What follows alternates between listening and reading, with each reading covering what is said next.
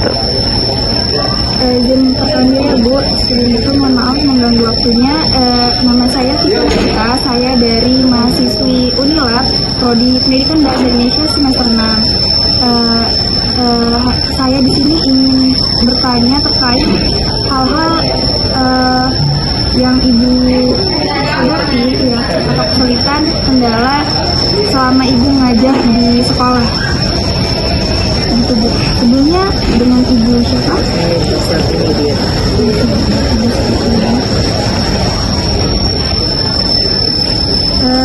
Ibu sudah berapa lama ya Bu mengajar di sekolah? 2019. Oke Bu, kita masuk pertanyaan ya Bu ya. Selama Ibu mengajar di sekolah ini, Ibu pernah nggak sih menemui permasalahan atau kendala yang Ibu alami selama mengajar di sekolah? Ini ke materi dulu ya? Materi sih sebenarnya permasalahannya ya kita yang saya sampaikan sebelumnya, kalau untuk materi ini anak-anak pemahaman untuk penulisan mereka masih sering menggunakan huruf besar di tengah-tengah, kemudian tulisan singkat-singkat, padahal sudah berulang kali sih sampaikan kalau untuk pelajaran bahasa Indonesia itu kita harus memperhatikan penulisannya. IED-nya ya Bu? Ya, IED-nya. Sama sih untuk pemahaman mengingat mereka kadang lupa karena kan kalau bahasa Indonesia itu kan materi ya, wacananya banyak ya, wacana Gaya tulisannya ya, Bu ya? iya itu yang ternyata mungkin apa daya ingatnya atau pemahamannya masih kurang juga. Selain itu ada lagi nggak Bu permasalahan yang Ibu hadapi gitu, yang biasanya berulang-ulang atau terus-menerus? Ini sih belum menemukan yang seperti itu. Ada lagi nggak Bu permasalahan yang Ibu hadapi di kelas terkait perilaku Perilaku ya banyak sih yang saya temuin, apalagi untuk tahun ini selama 2 tahun saya memang memegang kelas 7 ya, mengajar di kelas 7 ini kan peralihan ya dari SD ke SMP.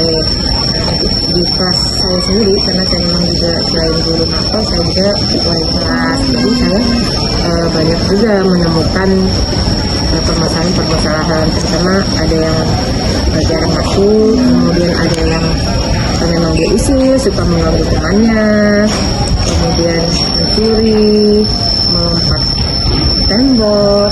Jadi waktu sholat zuhur ya kan kita kan sholat zuhur itu kan sholatnya berjamaah di masjid, tapi anak ini dengan sekaligus 3 nih yang dilanggar sama siswa ini. Yang pertama dia tidak sholat zuhur, kemudian yang kedua dia melompat pagar, yang ketiga berarti kan keluar tanpa izin. Tapi setelah kita berikan pemahaman, mudah-mudahan anak ini tidak akan bersalah sama. Kemudian juga yang dia ada lagi anaknya membawa pet, tapi memang tidak, kenapa kita selalu melakukan razia ya, melakukan razia karena kita takut hal-hal seperti itu terjadi. Jadi kita nggak periksa ada apa yang mereka bawa dari rumah, akhirnya ketemulah pet ini, sudah bisa juga ditangani. Kemudian yang ketiga, ini permasalahannya males ya, atau bolos atau jarang sekolah. Dalam seminggu ini dia bisa 2 sampai 3 hari ya tidak masuk sekolah itu. Jadi dia paling hari Senin dia masuk, Selasa, Rabu tidak, Kamis masuk, Jumat seperti itu. Jadi setelah berapa kali kita kasih kesempatan, artinya udah banyak kesempatan yang kita berikan. Karena kalau saya ini jangan sampai anak itu putus, apapun kesalahan dia, kalau masih bisa kita bantu, kita toleran ya, seperti itu. Jadi setelah berapa kali kita kasih kesempatan, artinya udah banyak kesempatan yang kita berikan. Karena kalau saya ini jangan sampai anak itu putus, apapun kesalahan dia, kalau masih bisa kita bantu, kita toleran ya, gimana caranya dia jangan sampai putus, tetap ikut belajar di sekolah.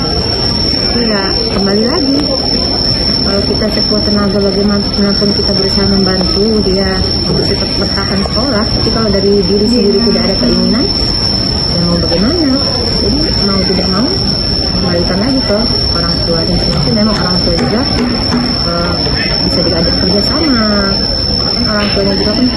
menitipkan, artinya menitipkan, menyerahkan gimana, minta tolong supaya anaknya kalau bisa jangan keluar.